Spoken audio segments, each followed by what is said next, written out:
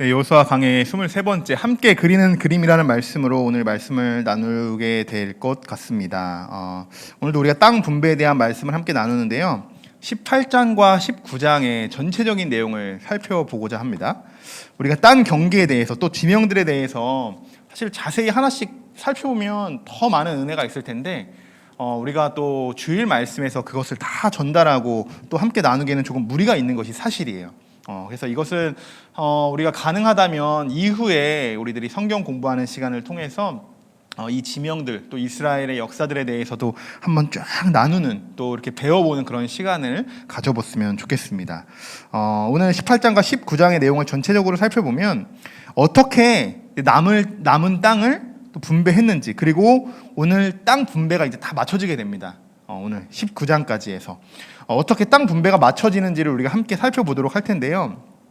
자, 먼저 우리가 지난 시간 말씀을 통해서 이전까지 먼저 땅을 분배받은 지파들이 있었습니다. 자, 누구였냐?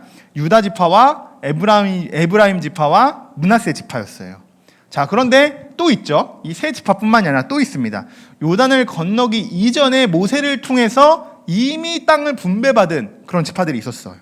자, 그들이 므낫세 반지파였어요. 므낫세 반지파, 그리고 갓지파, 르우벤 지파. 이들은 이스라엘 지도의 동편에, 요단 동편 쪽에 위치해 있었습니다.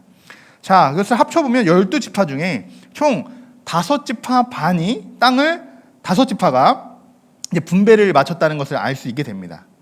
자, 그럼 아직 땅을 분배받지 못한 이 지파들은 7지파가 돼요. 7지파. 베냐민과 시므온, 스불론, 이사갈, 아셀, 납달리, 단, 이러한 지명들, 이러한 지파들이 아직 땅을 분배받지 않습니다. 자, 그런데 오늘 우리가 1절의 말씀을 살펴볼 필요가 있어요. 먼저 1절의 말씀을 살펴보면 오늘 또 1절에서 여호수아가 중심을 다루고 있는 말씀이기 때문에 같이 한번 읽어보겠습니다. 이스라엘 자손의 온 회중이 실로에 모여서 거기에 회막을 세웠으며 그 땅은 그들 앞에서 돌아와 정복되었더라. 아멘. 아멘. 자, 이 말씀 그대로입니다. 자, 지금까지 보시면 여러분 이들의 주력 무대, 어떻게 보면 좀 수도와도 같아요. 이들이 가장 중요하게 생각했던 그 지역은요, 길갈이었어요. 길갈. 그런데 지금까지 길갈이 중심지였는데 이제부터는 더 이상 길갈이 아닌 이제 실로에 모이게 됩니다. 이 가나안에 정착되는 순간 실로에 이들의 중심지 역할, 주력 무대가 된다는 것을 오늘 말씀하고 있어요. 실로에서 무엇을 했냐? 거기에 회막을 세웠다라고 이렇게 기록이 되어 있죠. 회막이 여러분 어떤 곳입니까? 언약궤를 보관하던 장소예요. 하나님께 제사를 드렸던 장소고, 또한 여러 가지의 제사 기구들을 그곳에 보관하는 그런 장소이기도 합니다. 자, 회막이 왜 중요하냐? 회막은 당신이 그렇죠. 회막에서 하나님을 만나고 하나님이 임재하시는 그런 장소, 그것이 바로 회막이었어요. 그래서 아주 중요한 의미를 지금 이들에게는 지니고 있다는 거예요. 회막이 실로에 있다고 했는데, 여러분 실로 많이 들어보셨죠? 실로가 어디에 있을까요? 지난주에 우리가 살펴봤듯이 에브라임 지파를 우리가 살펴봤어요. 가장 중심, 가운데 딱 지형에 있는 그런 에브라임 지파였는데, 그 중에서 그 중심에 속하고 있는 그 지역이 실로입니다. 가장 핵심이 되는 그런 지명이죠. 지역입니다. 에브라임 지파, 정말 우리가 지난주에 살펴봤듯이 에브라임 지파의 중심에 위치하고 있는데요. 에브라임 지파에게는 여러분 이것이 정말 축복이죠.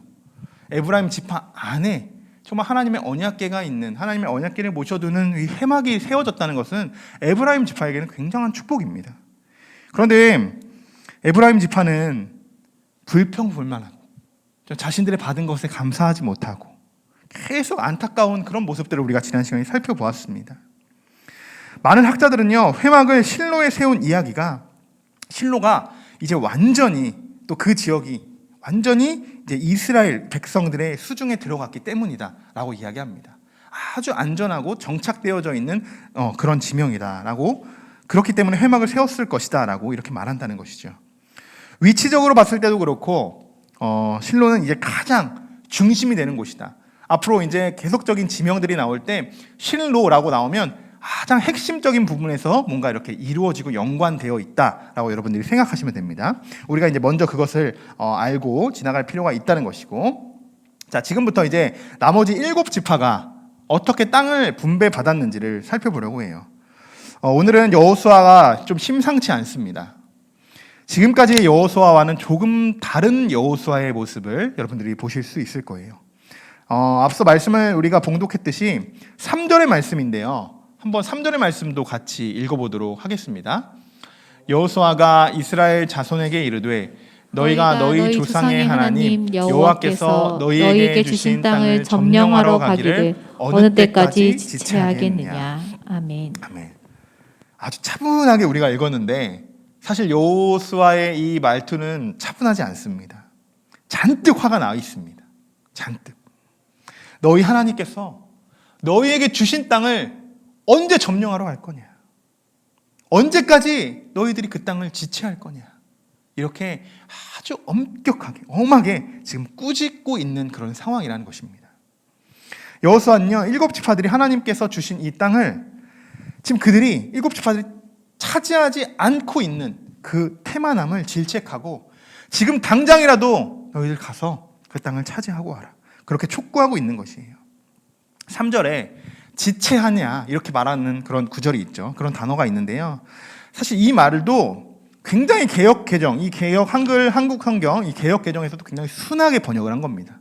지체하지 말라. 이 말은요, 원뜻은 이래요. 해이함을 보이다. 라는 그런 뜻을 갖고 있어요. 지체하는 것보다 훨씬 더 약간 조금 더 부정적인 단어로 우리가 해석할 수 있죠. 해이하다는 거예요, 이들이.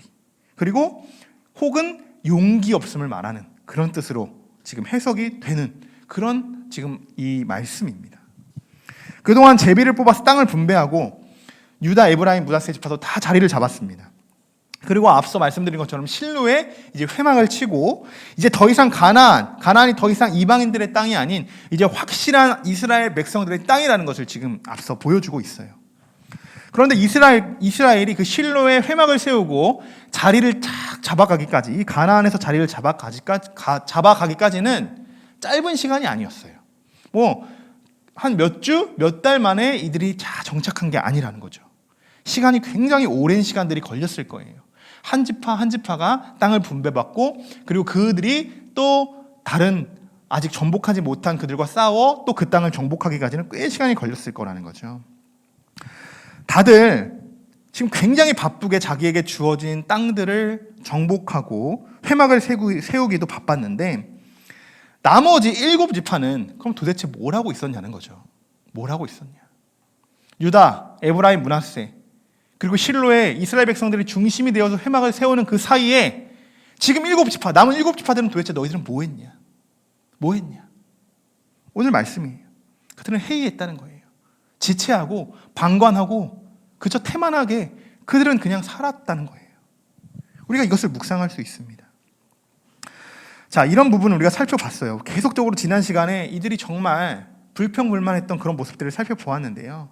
오늘 다시 한번 하나님께서 우리들에게 이 말씀을 통해서 또 말씀하고자 하시는 그런 메시지가 있습니다.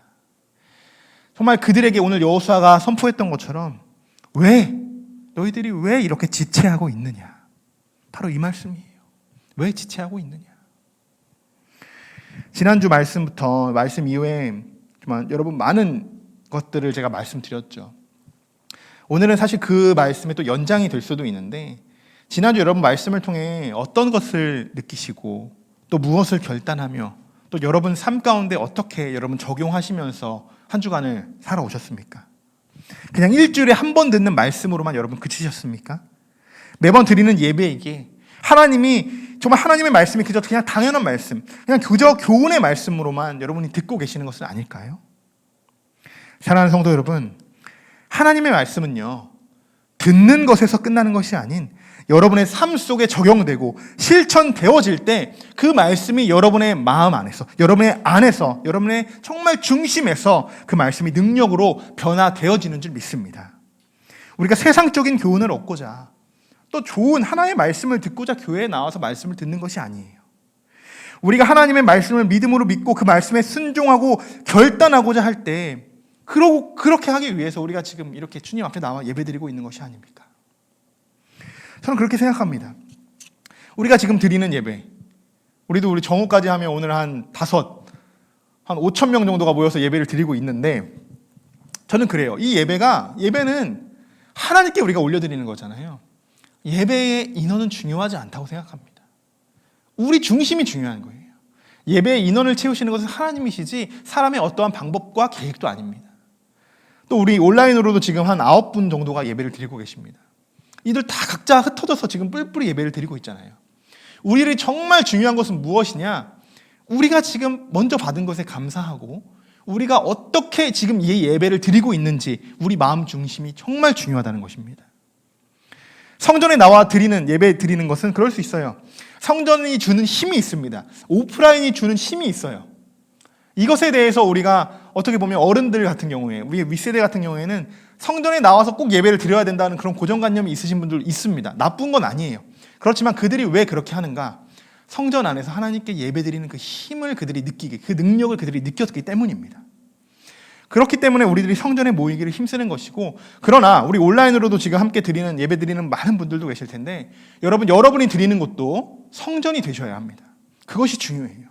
그렇지 않고 그냥 하나의 핸드폰 미디어로 그냥 하나의 말씀을 듣고 그냥 하나의 교훈으로 듣고 하나의 그냥 좋은 하나님의 말씀으로 그냥 새겨지는 그런 말씀으로 듣고 끝나시면 여러분 아무런 의미가 없는 예배로 드려지는 것입니다. 그냥 그것은 중요하지 않아요. 우리는 1대1로 하나님께 예배하는 것입니다. 사람은 아무것도 중요하지 않습니다. 우리가 찬양하고 또 반주하고 심지어 저는 PPT를 넘기면서까지 그 순간에도요 하나님께 예배하는 거예요. 하나님께 우리가 그것을 잊지 않고 우리가 예배할 때 이스라엘 백성들이 놓치고 있었던 것, 우리가 이스라엘 백성들이 많이 놓친 것들이 있는데 그것을 우리가 똑같이 그들과 놓치는 것이 아니라 정말 우리는 다시 한번 붙들고 우리가 예배자로 다시 한번 마음에 새기고 나아갈 수 있다는 것을 우리가 그들을 통해 우리가 얻고자 하는 하나님의 메시지인 것입니다. 여러분 한번 우리의 모습 돌아보십시오. 정말 7지파 같은 정말 해이한 그런 신앙적인 해이함으로 우리가 살아가고 있는 것은 아닐까요? 신앙적인 해이함. 그냥 세워라 내워라 하면서 하나님을 찾기보다는 나의 행복을 찾기에 급급하고 심지어 나에게 하나님이 주신 그 축복을 내가 그냥 발로 걷어차버리는 그런 상황은 아닐까요?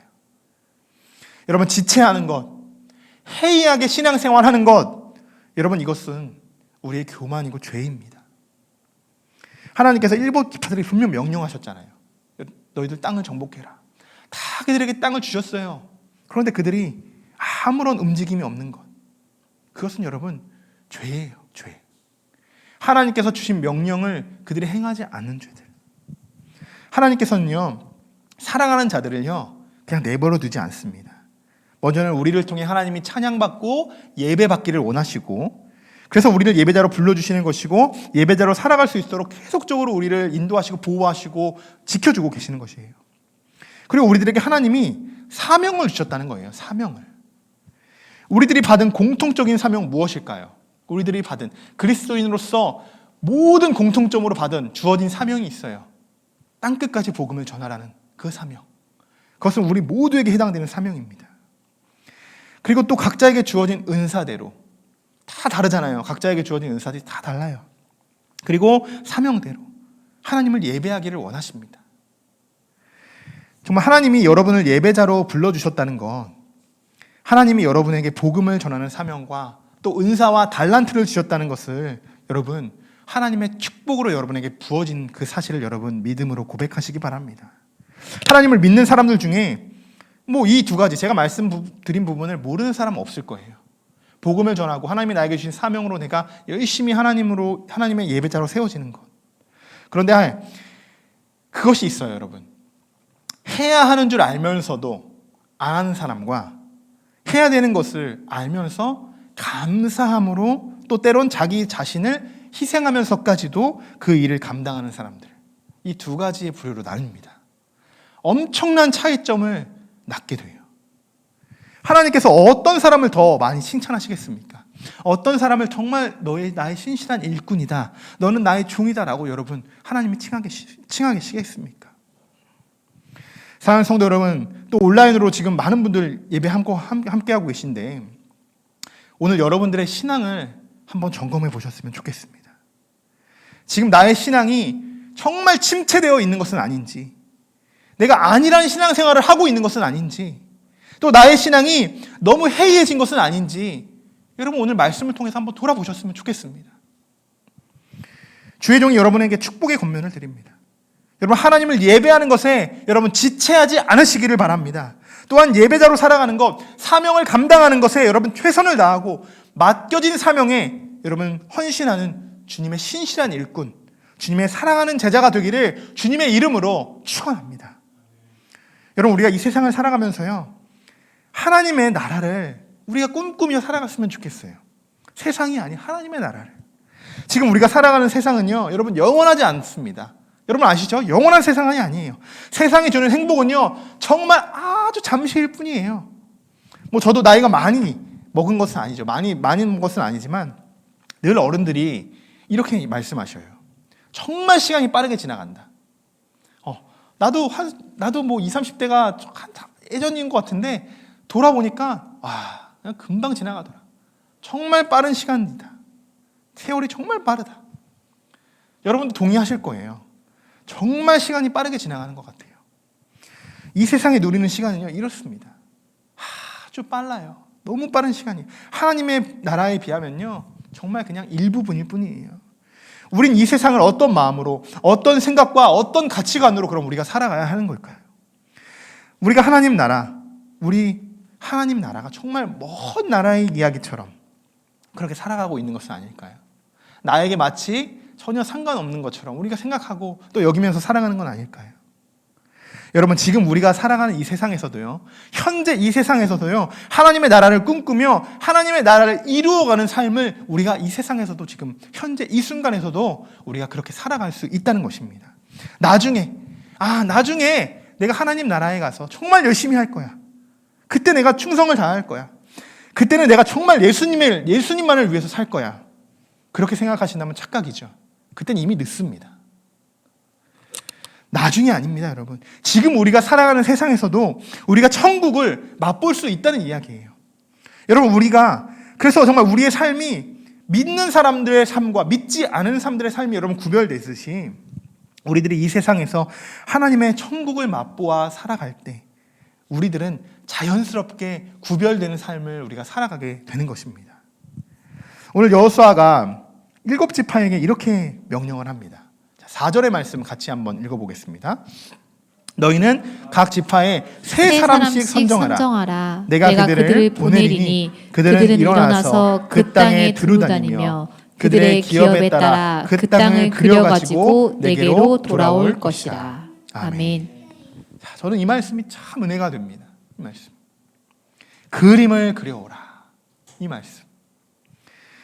이것이 바로 여러분, 지금 우리가 살아가는 세상에서 하나님의 방법, 하나님의 나라를 꿈꾸며 살아가는 방법입니다. 우리는요, 이 말씀처럼 하나님의 나라를 그려가는 삶을 우리가 살아가야 하는 것이에요. 가만히 있는 게 아니에요, 여러분. 지체하는 것이 아닙니다. 그럼 무엇을 우리가 어떻게 그려야 할까? 4절의 말씀을 보시면요, 그들의 기업에 따라 그 땅을 그려가지고 오라 라는 말씀이 있어요. 이 말씀, 우리는 두 가지의 사실을 이 말씀을 통해 알 수 있습니다. 첫 번째는 뭐냐? 여호수아가 그들에게 땅을 직접적으로 여호수아의 경계대로, 여호수아가 할 수 있는 능력대로 땅을 분배해 주지 않았다는 겁니다. 충분히 그렇게 할 수 있었어요, 여호수아는. 여호수아의 하나님이 주신 마음대로 그 땅을 경계해서 줄 수 있었는데 그렇지 않았다는 거예요. 그리고 두 번째, 그들의 기업에 따라 땅을 그려오라는 말씀이 있습니다. 이 말씀은요, 각 지파가 너희의 분량대로 너희가 감당할 수 있을 만큼의 땅을 그려오라는 말씀이에요. 이 말씀이 왜 오늘날 우리들에게 은혜가 되는 말씀인지 아십니까? 성도들이 여러분 교회에서 제일 많이 시험 드는 부분이 이 부분이에요. 강요에 의해서 봉사하게 되는 것, 어쩔 수 없이 순종하게 되는 것, 뭐 이런 거죠. 집사님, 이거는 집사님밖에 할 수 없는 사역이에요. 집사님밖에 못해요. 집사님 아니면 누가 합니까? 권사님 딱 1년만 더 여러분 봉사해 주시면 안 될까요, 권사님? 이러한 좀 보이지 않는 강압, 이러한 강요, 누구를 위한 봉사이고 헌신이 될까요? 여호수아는 충분히 자신이 그렇게 교인들에게 이야기한 것처럼 이렇게 자신이 나누고 분배해 줄 수도 있지만 그들 스스로의 힘으로요 가나안을 정탐하게 합니다. 너희들이 받을 땅, 너희들이 감당할 수 있을 땅을 너희들이 알아서 그려오라, 이렇게 말하고 있는 것이에요. 너희들이 받을 기업, 그 땅이 어디인지, 어떻게 생겼는지 너희들이 직접 가서 그리고 다시 보고 너희 눈으로 보고 오라는 거죠. 만약 여러분이 이런 명령을 받고 땅을 그리러 간다고 한번 생각해 보십시오. 사역도 여러분 마찬가지예요. 교회 안에서 헌신하고 봉사하는 것도요, 여러분 똑같습니다. 강요에 의해서 여러분 봉사가 되는 것들은 옳지 않아요. 나중에 지치고 힘들어지는 것이, 이러한 상황들이 벌어지는 이러한 것이 아주 기초가 되기 때문이에요. 그런데 나 스스로가 할 수 있는 것들을 미리 찾아보고 나의 능력으로 나에게 주신 달란트와 은사를 누구의 강요에 의해서도 아닌 나의 힘으로, 하나님이 나에게 주신 그 마음으로 내가 찾아보는 것, 그리고 그 사역을 위해서 내가 먼저 하나님 앞에 기도하는 것, 그렇게 준비되어져야 한다는 것이에요. 그리고 오히려 정말 아름다운 건 이런 겁니다. 목회자가 성도들에게 권면하기 이전에, 목사님, 저에게 하나님께서 이런 마음을 주십니다. 이런 마음을 주십니다. 이런 사역을 제가 한번 해보면 어떨까요? 여러분, 이것이 정말 아름다운 사역의 시작입니다. 이것이 우리가 사명을 감당하기 위해서 우리가 그리는 그림이라는 거예요. 그림. 물론 사역에 있어서요, 목회자가 성도들에게 권면하는 것이 잘못됐다는 말이 아니에요. 언제든 그렇게 권면할 수 있고, 정말 필요한 사명, 그분만이 감당할 수 있는 사명이 있습니다. 그것을 목회자가 정말 지혜롭게 잘 권면해야겠죠. 그런데 그 권면 속에서 서로가, 목회자나 성도가 우리가 잊어서는 안 돼야 될 것이 있습니다. 그건 뭐냐? 양쪽 모두가 충분히 기도해야 된다는 거예요. 충분히. 절대 개인적인 마음이 들어가서는 안 된다는 거예요. 저 사람이 저거 할 수 있지. 저 사람은 뭐 직업도 저런 쪽이니까 저런 걸 잘 할 수 있지. 저 사람이야, 세워. 이렇게 해서 세워지는 그런 은사와 사명이 아니에요. 그것은 회사에서 프로젝트나 할 때 그렇게 하는 거예요. 교회에서는요, 저 사람이 정말 능력이 있는 그 사역, 저 사람이 정말 잘할 수 있는 사역이지만 마음이 그 사람이 없으면 그 사람 시키면 안 됩니다. 인간적인 마음에 들어가서 시키면 안 됩니다. 이 사람이 B가 좀 못해요. 그런데 그 사역을 너무 감당하고 싶고 내가 한번 해보려는 그런 마음이 너무나도 깊어요. 그러면 이 사람을 세워야 되는 거예요.